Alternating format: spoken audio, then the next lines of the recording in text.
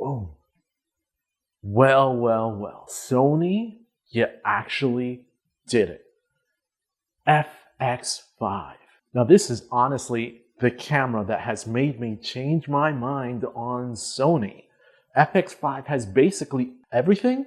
No, not quite everything, but it has one of the biggest features that Sony cameras in this type of lineup have been missing their entire existence. And we're not talking about the higher end cinema line. We're talking about this mirrorless line and these kind of bridges between cinema and their expensive cinema cameras. FX5 finally did it. We've got internal RAW, and boy, did they outdo a lot of other companies. Let's go! Now, before I begin this video, I just want to show you this setup where I've got power hooked up to this monopod that's stabilized that could hold on to the view that you're seeing. Monitor that I've got there, the Blackmagic Cinema Camera 6K full frame, this tilted cage. You got a light here that I charge via USB-C. This anamorphic 50mm cinema lens that has autofocus for the L mount. Recording in open gate mode, of course, but with this open gate, I'm shooting anamorphic, so I can put a D-squeeze on the monitor and see how that works. Let's go with the video. Whoa, we've got RAW. That's right, FX5 does internal RAW. And I'm so excited about that because a lot of cameras that I have record internal RAW. And one of the, if not the prime reason I stood away from Sony was because they couldn't do internal RAW. Now they're color science, they're 10-bit 422, they're S-Cinetone, amazing, great for video, but I love RAW. And I'm so used to working with RAW, 12-bit RAW to be precise.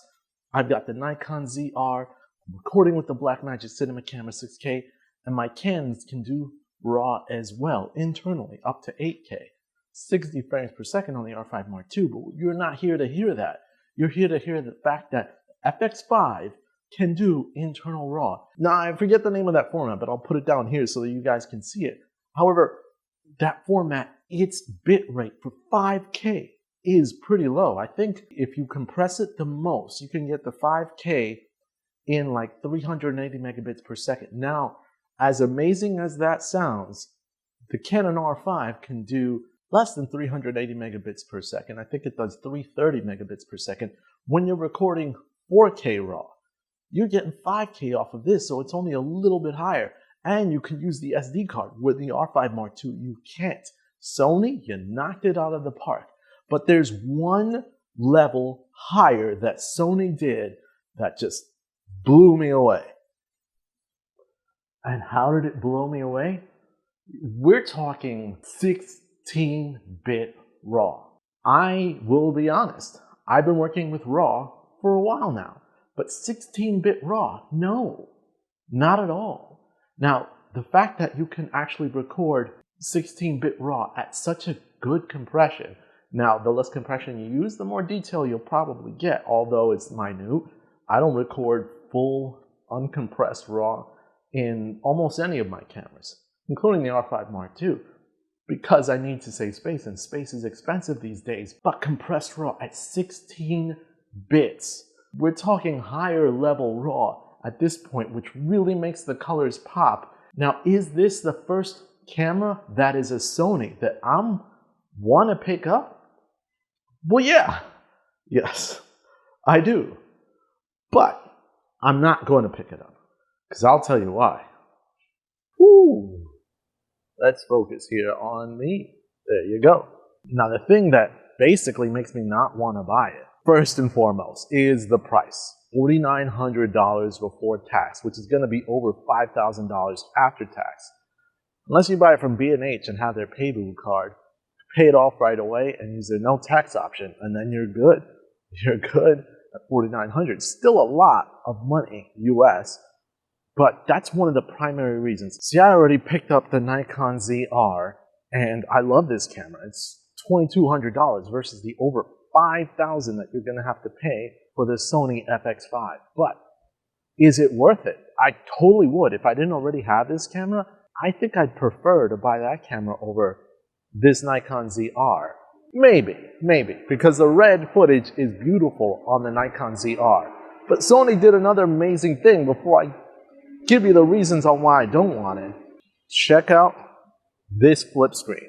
Now this is a 4-inch flip screen. And what Sony did was basically give you a 16:9, 3.5-inch, almost 4-inch flip screen that actually takes up more space on the back. And even though the Nikon ZR has a control dial here that you can use to go through the menus, Sony took out their whole button press or circular dials on the side, which is a shame because that is actually handy, and now you got to basically use the touch screen. But it's a beautiful screen regardless. Competes with the Nikon ZR, but again, Nikon ZR is much less expensive.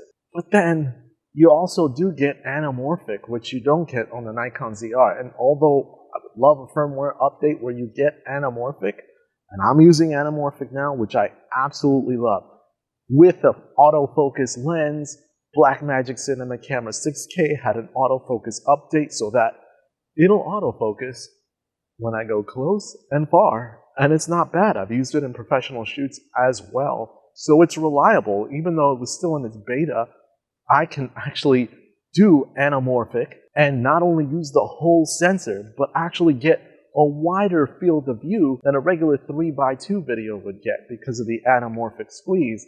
So it looks even better, and I get to have even more of the sensor work for me.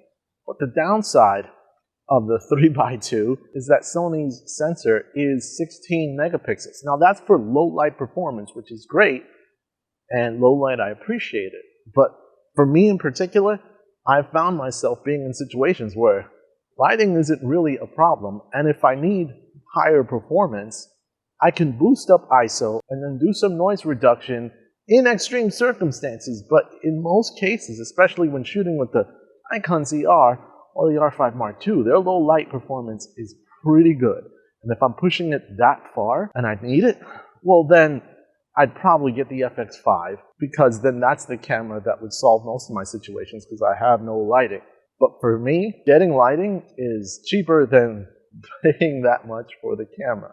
So didn't need it. But to conclude this, what am I going to do without it? What would make me buy it? Well, honestly, the only thing that would make me buy it would be firmware updates where they allow you to record internal 32-bit float audio, and they fix that darn situation where when you switch video modes, the camera resets on you. To me, that's unacceptable. I can't have that. I can switch video modes in the drop of a dime with all of my cameras, including this, and I don't have that problem.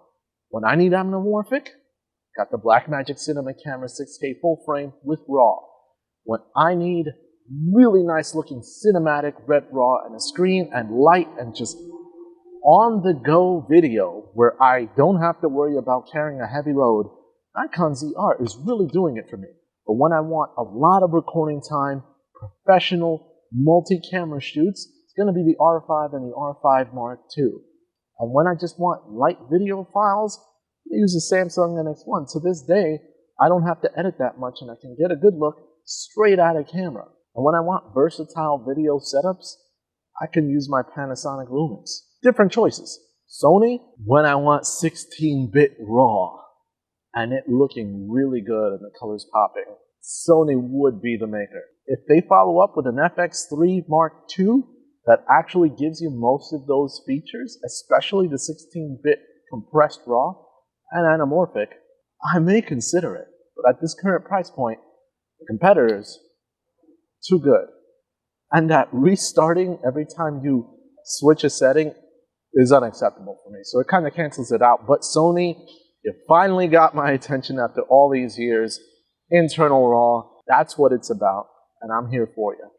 Let me know if you guys consider this a camera that you would get. If so, why? Let me know in the comments down below. I've left affiliate links for this setup that I just showed you, which actually works pretty well for all those different angle switches that I had. I could just walk over, point the camera in a different direction, have all the setup, the lights. We're good. Anyway, make my day. If you subscribe to today's Magnus, and I'm out. See you later.